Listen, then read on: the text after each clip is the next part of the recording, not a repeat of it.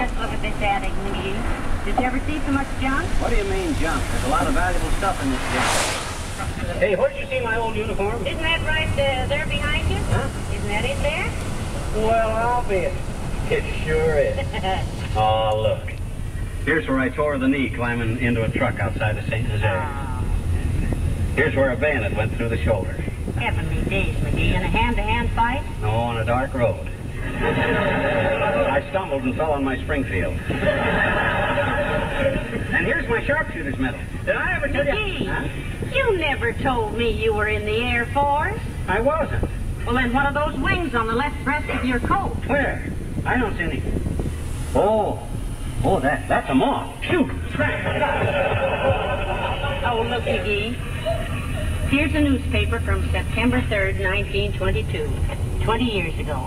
And listen to this headline. German printing presses pour out 100 billion marks every day. Why were they printing all that money, McGee? Inflation. Terrible mess. In Germany, after the last war, it took a bushel basket of money to buy a pair of shoestrings. If anybody had the shoes to put them in. Heavenly days. Does every war do that? It don't have to. That's why the government wants us to buy war bonds and pay off our debts and buy only what we need. If they keep things under control, then after the war, our money will really be worth something. Hey, do something for me, will you, Molly? What? Save that headline. Every time I start gibbing about taxes, wave it in my face. It's a promise. Every time. What do you got there? Bunch of old letters in the bottom of this trunk. Oh, here's one from my granduncle Jefferson. Oh, I my. ain't heard of that old snarly old coot for years and years and years. Is it addressed to you? Oh, no, it says, to whomsoever in the McGee family it may concern. I guess that's me as much as anybody. Here, you read it. Stingy old twerp must have wrote it with a toothpick and homemade ink. No, it's probably nothing. McGee, Huh? listen to this. Huh? It says, should any of my descendants read this note, this is to inform them that I have concealed $20,000 in the upholstery of my horsehair sofa. My gosh, $20,000. If this letter is never found, it won't matter much, because no McGee could ever be trusted with more than $3 at a time.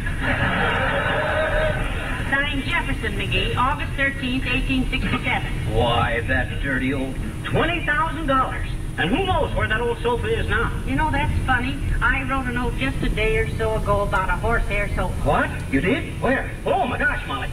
Maybe we can find it. What'd you write? What is it? Where'd you... Calm yourself. I'm thinking now. Let me see. Where did I think I had it in the desk downstairs. Well, what are we waiting for? Come on, hurry up now. Here, quit pushing me.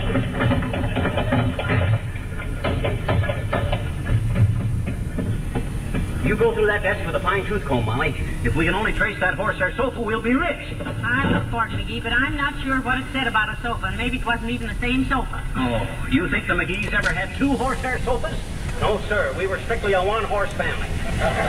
Come on, Molly. Get this. Well, stop nuts. I'm looking here. Oh, come in. Oh, hello, Mr. Mayor. Oh, good day, McGee. Hello, McGee. You look excited. I am excited, Latrivia. I'm an heiress. I just come into $20,000 from my granduncle Jefferson. No, you haven't, McGee. First I have to find that note I wrote, and then we have to locate the sofa, if it's the same one, and then we have to see if the money is still in it. Good heavens, what is this all about?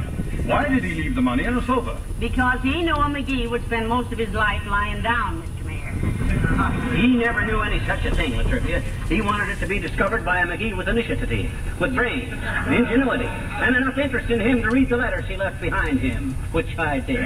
Which you did nothing of the kind. You refused to read it. Well, could I help it if I had tears in my eyes?